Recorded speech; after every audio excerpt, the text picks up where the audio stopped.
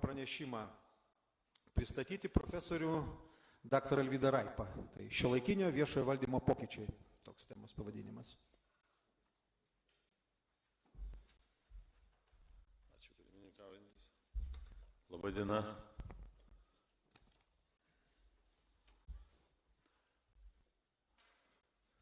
Po tokių introdukcijų pereiti prie teorinio apmąstymų nėra labai paprasta, todėl aš turbūt pradėsiu nuo žymaus filosofo Heideggerio 20 amžiaus antrosios pusės, kuris labai gražiai pasakė, kad be streso nėra progreso. Tai, žinot, Lietuvos istorija po atgimimo labai gerai patvirtina. Mes po 90 metų pajudėjom taip šuoliškai pirmin, dabar po šitos 8-9 krizės visi susirūpinom, konferencijos vyksta čia, gerbiamas Osvaldas lankosi pas mus vos ne kas savaitę, tai aš džiaugiuosi tuo, bet matot, jeigu viskas būtų taip paprasta, tai euras šiandien nekapituliuotų prieš dolerį, nekapituliuotų prieš juanį ir nekapituliuotų prieš jeną. Ir Lisabono strategija, kuri mums žadėjo pačią dinamiškiausią ekonominį arealą, turbūt būtų šiek tiek geriau įgyvendinta. Mes visi to laukiam ir ko gero lauksim, ir euro entuziazmas dar pas daugelį nepraeina. Nors tam tikrų, kaip pasakyčiau, neramių laikų, kuriuos gali sukelti naujas Europos parlamentas, kuriame bus žymiai daugiau žmonių, kurie, šiek tiek decentralizacijos europinės tendencijas palaiko. Mes turėtumėm atvirai kalbėti ir atvirai galvoti, kaip priimti tuos iššūkius. Bet čia ne mano problema daugiau. Čia aš tik noriu pasakyti, pratęsiant tą Heideggerio mintį, prieš 100 metų beveik, 1920 metais buvo toks filosofas Osvaldas Špengleris, ne Osvaldas Šarmavičius, bet Osvaldas Špengleris. Tai jisai parašęs tokį veikalą, kurį daugumą žino, Europos saulėlydis ir lietuvių kalba yra jis išleistas. Ir jis ten labai tiksliai prognozavo dėl įvairių istorinių aplinkybių, kad maždaug po 100 metų Europos laukia kolapsas. Tai mums tas visas istorinis toks pranašavimas labai nepalankus, bet mes susirinkę į konferenciją čia bandysim kiek tai spręsti. Tai Heideggeris ir Špengleris maždaug vienodai sakė, kad labai lengva pradėti kapanotis, yra toks terminas žymaus teoretiko mano vadovo Jungtinių valstijų darbe, Jungtinėse valstijose stažuotėje metu, žymaus teoretiko ASPO prezidento Roberto Denharto, kad kada atsispiri nuo dugno, žinot, kai skęsti vandenyje, kol skęsti labai iš lėto, bet eini žemyn. Bet kada pasiki dugną ir sukaupi jėgas, gali greitai išnirti aukštyn. Tai manau, kad valstybės gyvenime, valdymo gyvenime tokių dalykų, čia jeigu moksliškai įvardinti galima, sakykim, pavadinti katastrofų metodologiją ar kokią kitą, tai šiandieną mums visos jos labai įdomios turėtų būti. Ir mano pranešimas, aš nežinau, čia 10 minučių, 12, kiek 15 sakė, aš norėčiau susifokusuoti trumpai, kasgi gali atsispirti nuo dugno ir kasgi gali sėkmingai iškilti viršų. Aš nenoriu sakyti, mes esam pačiam kokiam tai dugne, bet tikrai, kolegos, Lisabonos strategijos mes neįvykdėm. Mes kažin ar įvykdysim strategiją Lietuva 2030. Kolegos, na jūs visi žinot ir visi ją čia esantis bent jau esat bent pavartę ir pastudijavę. Ten ruošia žmonės, na, galbūt ir neblogi specialistai, bet matyt, nebuvo gero koordinatoriaus. Aš prisijungiu prie profesorių Vasiliausko, Bivainio, kitų, kurie internete šitą strategiją išvadino, biški, ne visai tinkamai žodžiais.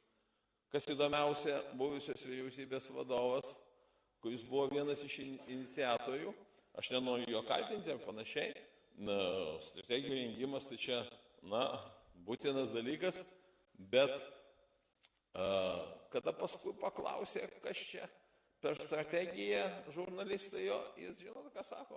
Sako, čia entuziastai susirinko, jis taip atsižegnojo iš esmės truputėlį nuo tos strategijos. Ir mes ją, kaip tai šiandien tik magistrai savo darbuose ją dar mini ir bakalaurai savo darbuose, o rimtuose lygiuose jau su ta strategija, man atrodo, nenorim pasakyti, kad palaidojame, mes ją galim koreguoti, galim taisyti ir galbūt kas nors išeis.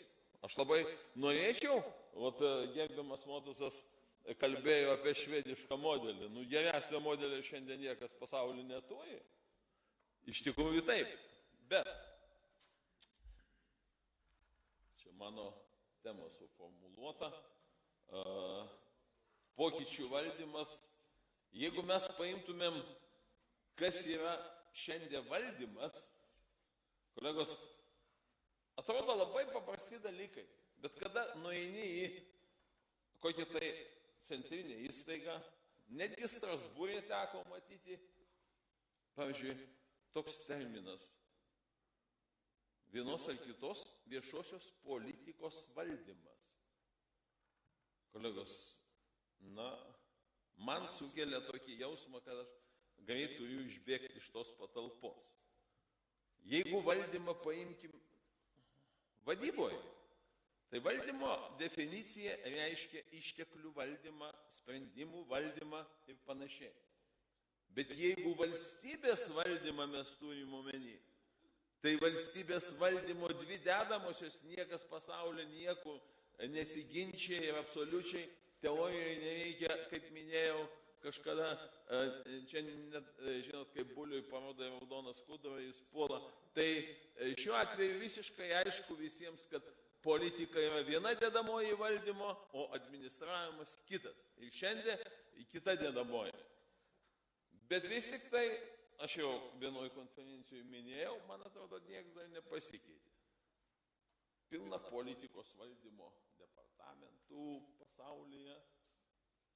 Aišku, tai įvairovė galbūt, bet mes tada metodologiškai negalim priimti kokių tai pagrįstų sprendimų. Jeigu mes valdom politiką, galbūt galima žmoną valdyti, žinot, galima dar kažką valdyti, bet politiką valdyti, politiką galima strateguoti, politiką galima įgyvendinti, politiką netgi galima administruoti. Jeigu mes suprasim politiką kaip programas visų pirma, programinio valdymo sąlygomis, kaip projektus, kaip strategijas, ir aplamai kitą veiklą. Tai manau, kad čia mums reiktų, mes kalbėjom apie tai, apie kompetencijas labai daug šiandien vadinėse pranešimuose. Be abejo, jeigu žmogus dirba valstybės tarnyboje, ir jo kontekstualumas yra, kaip sako, sau, ar ne, tai kažin ar tada galim tikėtis kokių tai labai rimtų pokyčių ir taip toliau. Šiandien toj grandiniai mes visi suprantam, kas yra pokyčiai.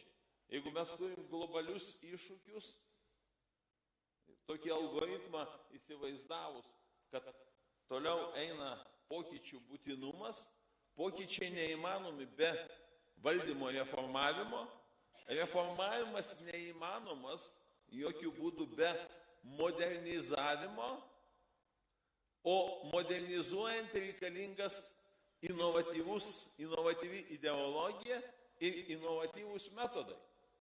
Toliau eina procedūros, veikla ir panašiai. Tai čia mano toks introduction buvo. Aš turbūt skaidrėmis nesinaudosiu, nes man neužteks laiko. Vakar panašią problemą tyrinėjau 1,5 valandos ir niekaip nepavyko užbaigti. Tai aš bijau piknaudžiauti jūsų laiku. Aš pakalbėsiu vienu aktualiausių klausimų. Kaip šiandien mums su pokyčiais prisitaikyti prie pasaulyje vykstančių tendencijų? Valstybės tarnyba vienas yra pagal klasiką iš 3 dedamųjų viešojo administravimo. Greta profesijos, greta akademinių studijų. Tai čia profesija ir valstybės tarnyba ir akademinės studijos, tas visas viešojo administravimo laukas yra suvokiamas. Bet jeigu mes paimsim plačiau valdymo lauką, mes įsivaizduojam tam tikrą kognityvinę aplinką, kurioje yra valdymo lygmenys, valdymo kultūra, valdymo dalyviai, valdymo etika, sprendimai valdymo ir panašus dalykai. Dažniausiai praktikoje suvedama į sprendimus. Bet mes esam šiandien kaitoje, apie kurią keletą žodžių. Jeigu mes paimsim indikatorius, aš nenoriu į istoriją giliai gilintis. Manau, kad čia matau iš veidų, kad teko susitikti kvalifikacijos kėlimo sistemose kažkur tai su vienu kitų žmonių čia esančių. Atgimimas mūsų sutapo su naujosios viešosios vadybos paradigma, kurie mes buvom labai stipriai susižavėję ir dėja aš noriu pasakyti, kad mes, bent akademinė bendruomenė tą supranta, bet praktikoje galbūt ne visada užtenka laiko, gal ne visada užtenka noro keistis, gal ne visada užtenka žinių. Naujosios viešosios vadybos paradigma šiandien yra, aš nepabijosiu to žodžio, tebegramuluojamas toks dalykas. Jis turėjo didžiulius pliusus.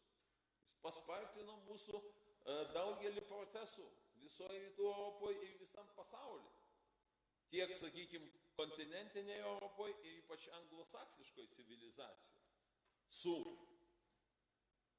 viešo privataus sektoriaus partnerystė, kurie šiandien mes visi dar labai, kaip tai idealizuojam. Toliau su, sakykime, viešojo sektoriaus segmentavimu, su įvairiomis kitomis detalėmis. Bet, jeigu mes paimsim šiandien naujoji viešoji vadyba, kaip paradigminis reiškinys, pakeitęs daugelio valstybių, pradedant Margaret Thatcher, Ronald Reagan ir kitų mąstymą, valdymo sferos supratimą, jisai šiandien turi daug esminių pokyčių.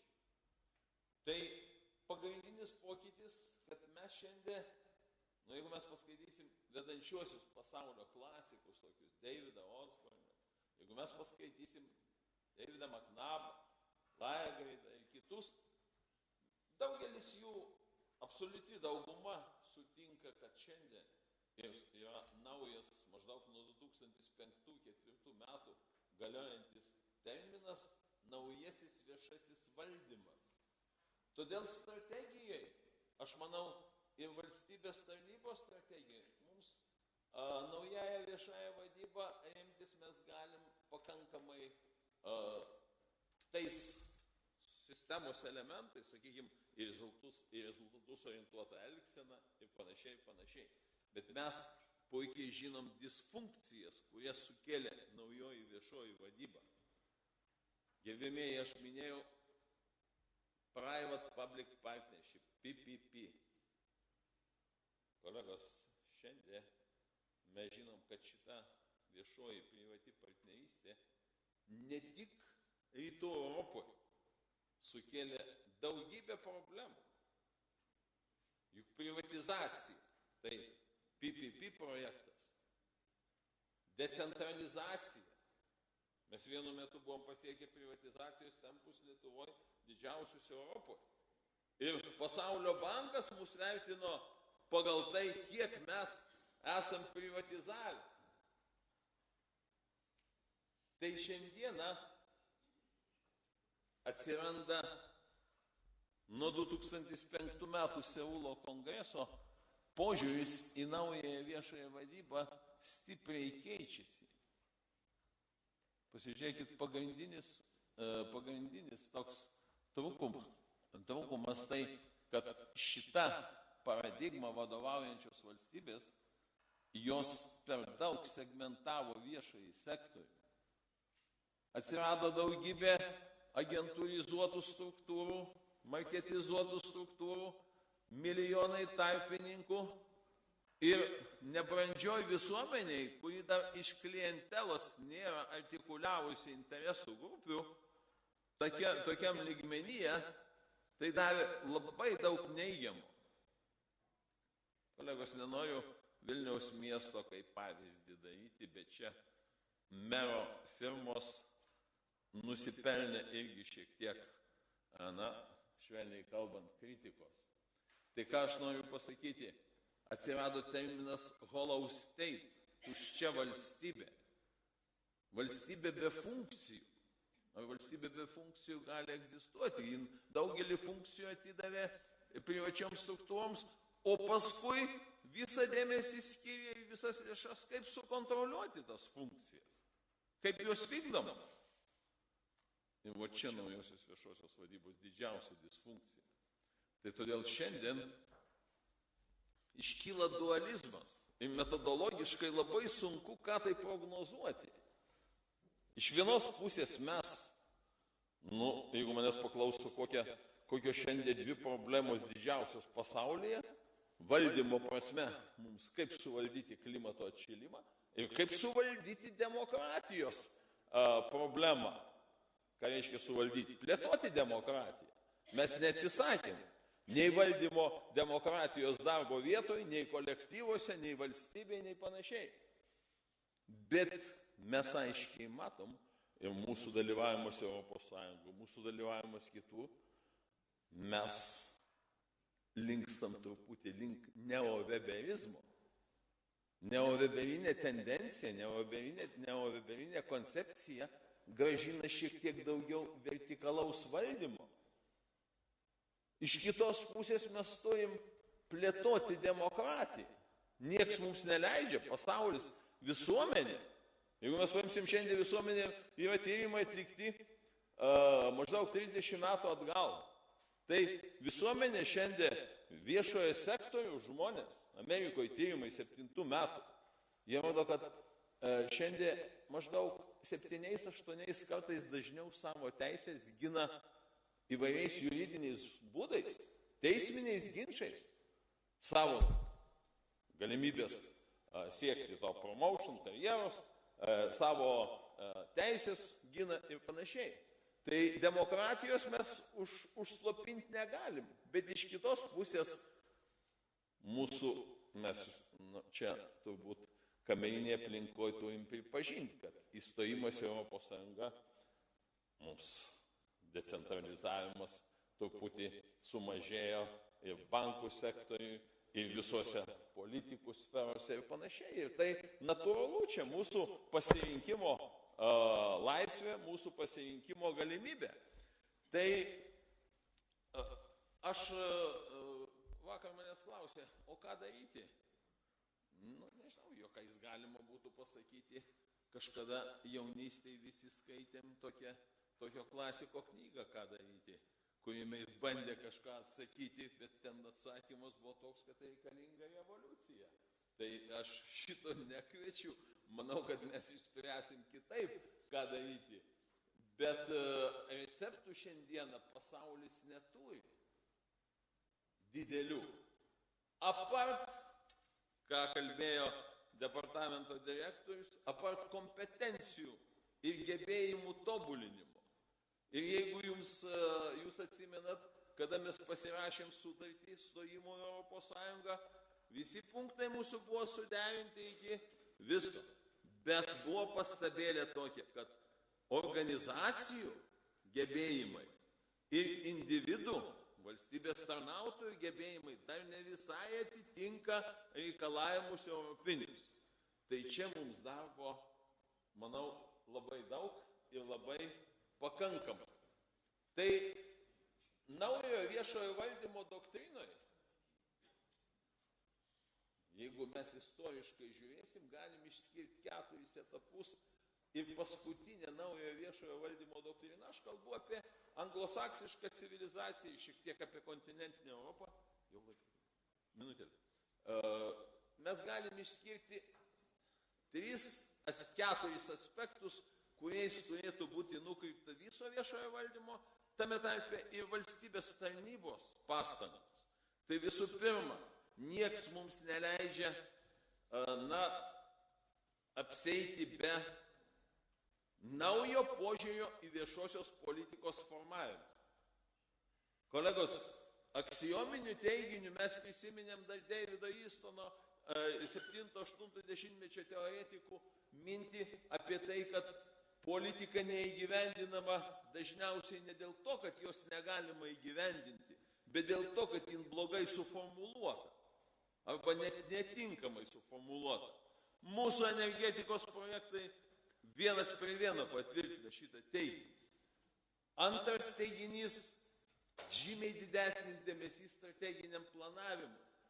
Mes visą strateginį planavimą, jeigu vienu sakiniu pasakyti, ir čia, ir Europoje, ir pasaulyje dažniausiai supratome ir gyvenom tik tai, ką reikia padaryti. Ir visi strateginiai planai buvo, pas vieną nuvažiuoju merą seminarą vesti, jis sako, viskas gerai, tu kalbėjai apie strateginį planavimą, bet tu nepasakei, kaip aš turiu strategiškai planuoti, kad rinkimus laimėčiau. Žinot, jo toks liktai aš su vaistinės svarstyklių pagalba atsveriam kokią tai dozę ir jis laimi rinkimus. Tai strateginis planavimas šiandien pagal Porterį ne tik tai, ką reikia daryti, bet strategiškai reikia planuoti ir tai, ko nereikia daryti, ko būtina atsisakyti, ką būtina reinventorizuoti, peržiūrėti. Trečias elementas, tai žinoma, susijęs su pačiu moderniausiu dalyku, tai tinklų, tinklaveiko sistema, naujų hibridinių struktūrų. Ir va čia public-private partnership perina į tarpsektorinę integraciją, kuriame ne tik viešasis ir privatus sektorius, kurie BVP turi 95%, bet ir nevyriausybinis sektorius, kuris normalioje visuomenėje apie 5% sudaro, jie pajungti viešosios vertės kūrimui. Ir mūsų esminis uždavinys viešosios vertės kūrimas. Ir paskutinis, kuris irgi mums neleidžia nuleisti rankų, tai socialinė naujojo viešojo valdymo orientacija.